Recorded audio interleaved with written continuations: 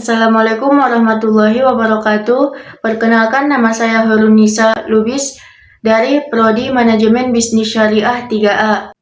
Adapun tujuan saya membuat video ini adalah untuk memenuhi tugas akuntansi syariah. Dan di sini saya akan menjelaskan materi tentang akad. Langsung saja, yang pertama, akad mudharabah. Akad mudharabah adalah jenis akad kerjasama mengenai suatu usaha antara pemilik modal dan si pengelola modal. Contohnya adalah ketika seseorang memberi modal kepada orang lain untuk digunakan dalam usaha bisnis dan keuntungan berdasarkan kesepakatan sebelumnya. Misalnya, seseorang memberi modal kepada temannya untuk membuka warung makan dan keuntungan dari warung makan tersebut kemudian dibagi sesuai dengan kesepakatan di awal.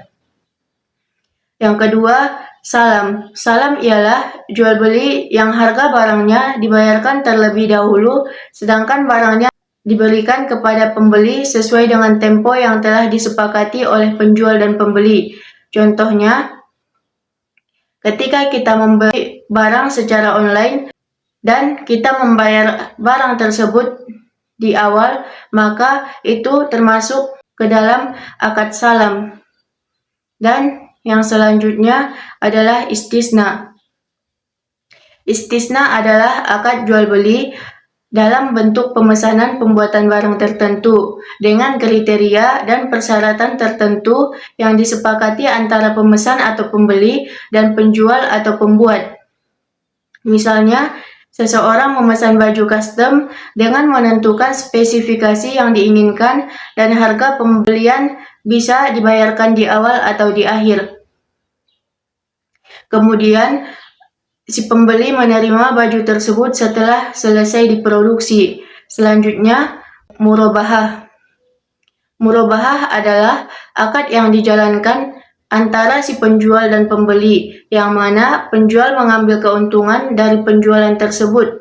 Contoh transaksi murabahah dalam kehidupan sehari-hari adalah ketika seseorang membeli rumah atau kendaraan dengan syarat pembayaran yang diatur sebelumnya dan yang mencakup harga jual ditambah dengan keuntungan yang disepakati. Misalnya, seseorang membeli mobil dengan harga jual mobil ditambah dengan keuntungan yang telah disepakati dan dibayarkan dalam angsuran selama periode waktu yang telah ditentukan sebelumnya. Dan selanjutnya adalah musyarakah atau syirkah.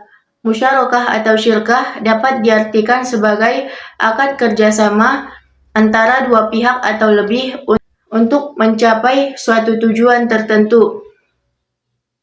Contohnya adalah ketika dua orang atau lebih bersama-sama menyumbangkan modal atau sumber daya untuk usaha bisnis yang sama, dan keuntungan serta kerugian dibagi sesuai dengan kesepakatan. Misalnya, dua orang yang bersahabat membuka usaha jasa fotografi bersama-sama dan mereka berdua bertanggung jawab atas modal, keuntungan, dan kerugian usaha tersebut. Dan yang terakhir adalah akad ijarah.